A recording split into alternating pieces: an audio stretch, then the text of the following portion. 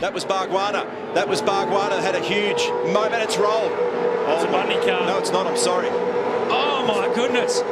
One of the Bundaberg Red races has gone over. And that is an almighty crash. Yeah, so apologies, I've called that wrong. But that's going to bring out the safety car, and that was a shocker. Can't work out which one it is. It's 24. It's Fabian Coulthard. Driver is out. Just stand by, safety car. Here it is again. Just on the bottom left of screen, she just stepped out. I reckon the tyres would go. If we go back to the very beginning of that replay, the left rear tyre has done something bizarre there, right at the point of load.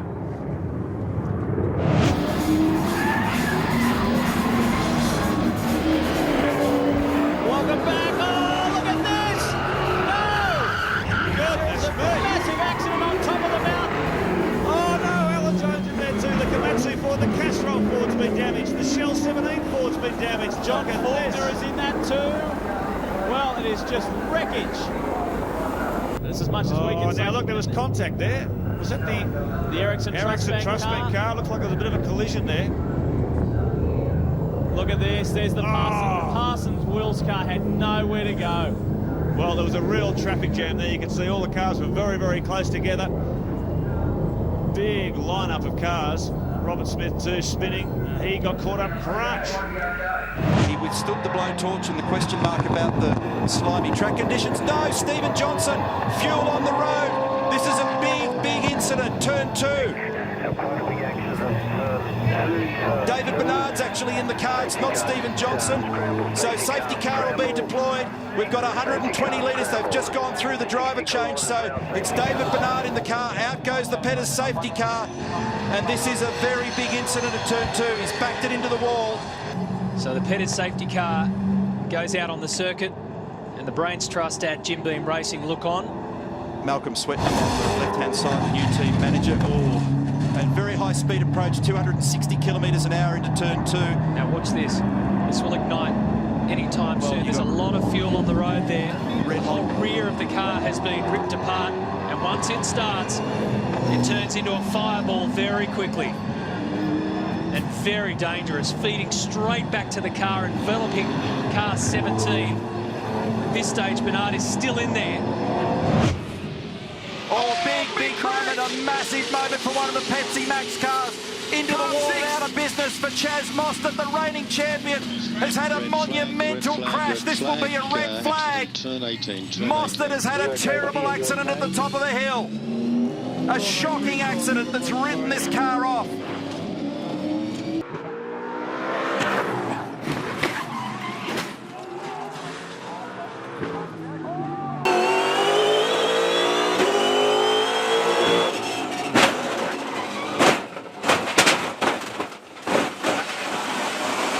Neil Crompton sold us the prospect of making it to 137 to get home. They've stopped on 136 down the inside. He goes, he's into the side of him. They run into each other. He's blocked out brake. He's going to redress. He's going to redress. But look at this. Look no, they're all gone. They're all gone. Tander's off. McLaughlin's off. The redressing's caused that. Tander had nowhere to go. Can you keep going, bud? You're kidding me. No way. You're kidding me. And this will trigger a safety car. Very likely a safety car. What a disaster. 11 laps remaining in the great race. Just be careful, be careful. And this is a terrible shame. Garth Tander's got damage that will stop that car. Mate, I couldn't control it's all over. There's damage that will stop. You keep going. There's damage that will stop car 33 as well. I think McLaughlin can't get out of it from here. Here's the replay. It started with Whincup on the dirty side of the road, locked up, and tags Scott McLaughlin, who takes to the grass. And then Whincup comes out of the throttle. Tander tries to go down between the two of them. They all make contact, and the Holden and the Volvo whack the wall and are both likely out of business. Here we are on board with Tander. Let's just look and listen.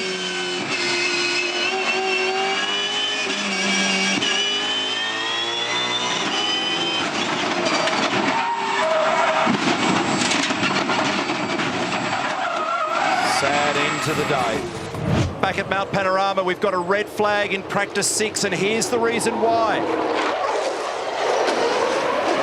Warren Luff driving Garth Tander's number 2 Holden Racing Team Commodore, unable to stop. Smashes into the back of Craig Lowndes Red Bull Racing Holden Commodore. Remember, these guys are good friends, former teammates. Craig helped him out of the car. Good news, Warren is okay, Craig is okay. Welcome back. Well, there has been a major incident on top of the mountain already today. That's Paul Wheel in car 50, lost control and is stationary, but what happens next is just shocking. Car 021, the Team Kiwi car of Chris Pither behind the wheel, arrived on the scene there, could not get out of the way in time. That is an awful sight. It's a huge impact. Both cars, of course, completely wrecked.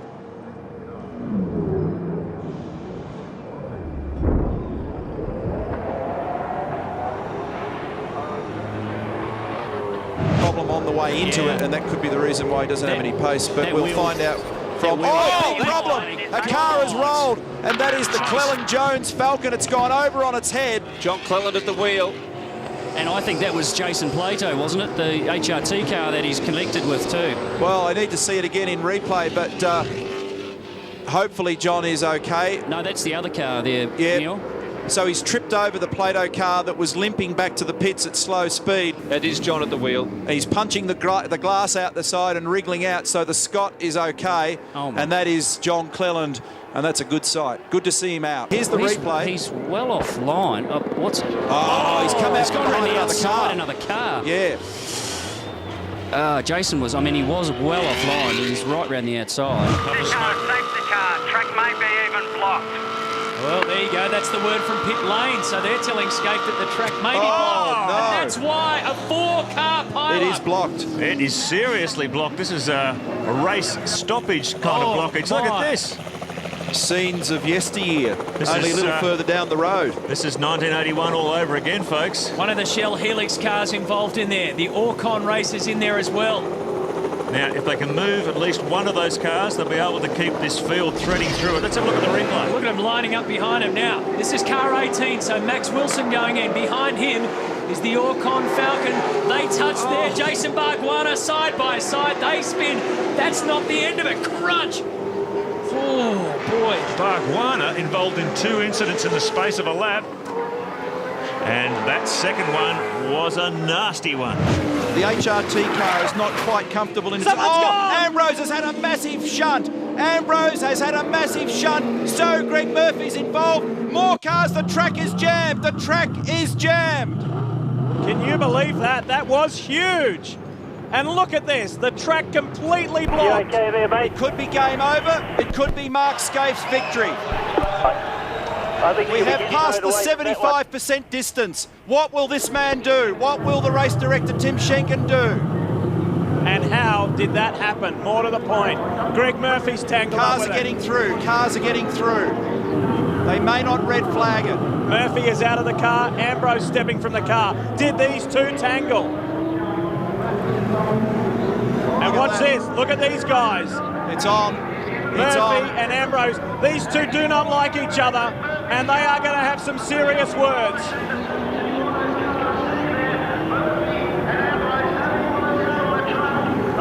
Look at this. They are 2 heated men. They are 2 heated competitors. Can you believe this Super Cheap Auto 1000 has ended like this? Well, it's not over yet. Here's the replay. What happens here? Here's the leaders. You've got to look at the corner of the frame as the cars head up to the cutting. Whoa, big trouble between Ambrose and Murphy. Ambrose was sideways on the exit of Griffin's. And look at that.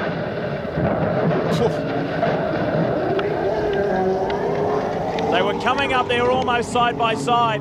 Ambrose perhaps... I tell you what, he went so close to climbing Over that the wall wall, and yeah. actually getting out into the bush there. Goodness me. They need to bring on. Oh, no! our business. Scott Pye's had a huge accident. This will be a safety car. You're right, buddy. It's near McPhillamy there. And Scott Pye makes very heavy contact. Let's listen.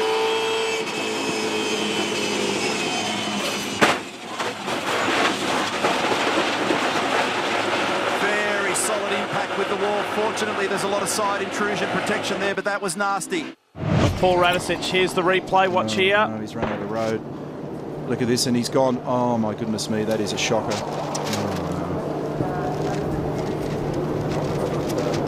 That is big impact. He's gone around the outside of the Super Cheap Commodore and cannot pull this car up. No, it's on the edge of the sand trap there, Lee. So he just can't get the pace off the car.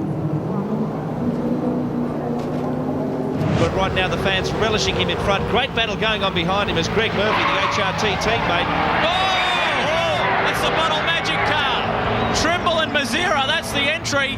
Thomas Mazira was behind the wheel. Goodness me, you could hear those tyres screaming. Where was it coming from? It was Mazira, I think. Coming down Conrod Straight, he must have had a massive brake failure or something. That was unbelievable. He just went straight off into the sand trap. Let's have a look at the replay of that. That was over at Caltex Chase. Well, the safety mechanisms in these cars generally look after the drivers. Let's look at the replay. Well, you can see the massive amount of dust there. He's just carving a groove through that sand over and over and over. Thomas Mazira at the wheel. Let's hope he's okay. But you can see the effect of that sand trap. Well, it'll have to be pretty bad to top that one. Thomas Mazira, thank goodness he's okay. There he is sitting on the grass, but look at that car.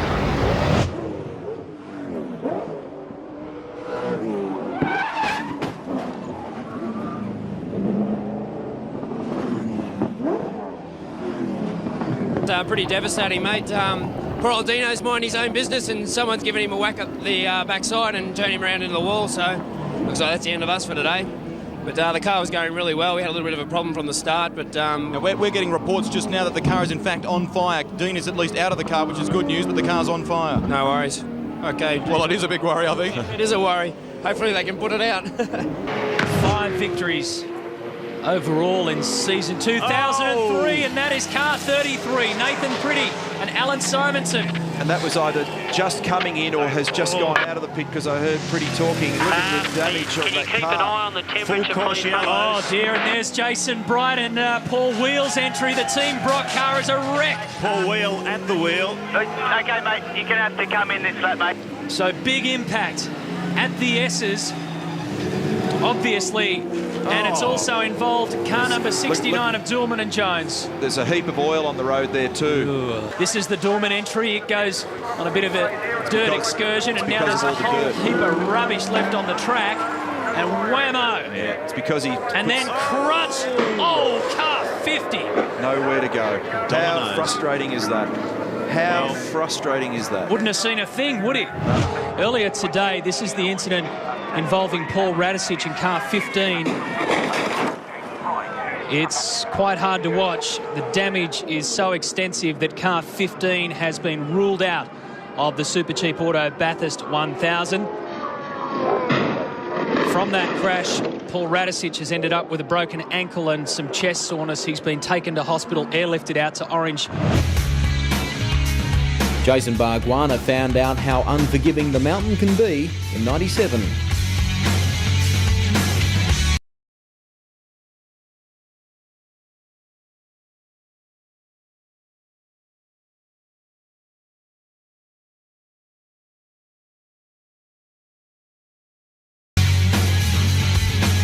Scaife is in the wall. Scaife's day is done. Mark Scaife has hit the wall. Wow. There's been something happen. Get up the arse like you could not believe. Something's happened in the braking area going into turn 2 at the top of Mountain Straight. This will trigger a safety car. He's been hit aggressively from behind. So he's still cruising up here. So they already had a problem, and you get, hit very hard from behind. Massively hard from behind, and it's fired in first into the left wall, then to the right. But the car had no pace, and you could hear it free revving at that point. I think he had a slipping clutch, just as a guess. Got a red flag again, so... and that's the reason why the Greens' tough Falcon has gone in hard. Chaz Mostert. That was a big crash. It's a rookie year for him in the main game. He's been here before in the Dunlop series, but that is a major shunt for Chaz Mostert. Yeah, the damage is already done before he got to McPhillamy, so he's whacked the wall up at Reed Park, and that's the aftermath, unfortunately, because Damien wasn't able to steer the car. That's a nasty-looking shunt. So it's all the trouble on the left, and yeah, he can't steer it. Now he's got nowhere to go, but there, into the wall. And you know what it's done? It's the wall, the Armco railing's done its job, but the pole at the end of it that fixes it to the ground has been the object that doesn't move. The actual ribbons of steel have all shifted and soaked the load. Davison just said he's in the wall hard. He is. Will Davison in the wall. That will trigger a safety car. That means the fuel problem goes away. We've got a car on line entry to turn 9. Mate, just keep talking to me. You'll be okay. Just keep talking to me. To keep chatting, and he's made big contact up at Reed Park on the exit of it. Still with me, mate? Tander goes through. Yeah, mate. Yeah. Oh, look at that! What on earth has hit this car? I believe it's a wheel. That's the view from on board. That's collapsed the windscreen, damage to the roof turret on the car. It's caved in the front of the Better Electrical Lounge Ford. That is extraordinary. That is very fortunate. And that's why Campbell said stay out on the track. But, you know, they'll black flag him, I'm sure. I doubt very much whether they'll allow a windscreen to stay in that condition. Thank you. Well, look at this. This is the Zinger replay of Paul Dumbrell. That's the wheel that I'm sure will have parted company from Paul's car, from Stephen Richards' Paul Dumbrell car. See the car in the background, it was Craig Lowndes. So that wheel was bouncing on the run, exiting turn 2, bouncing on the run up towards the cutting, and it somehow bounced its way into the path of Craig Lowndes. He's a very lucky man not to have copped that wheel. We didn't see it, but it was just to the right of screen there, and there's the damage on the 888 car. Unbelievably bad luck.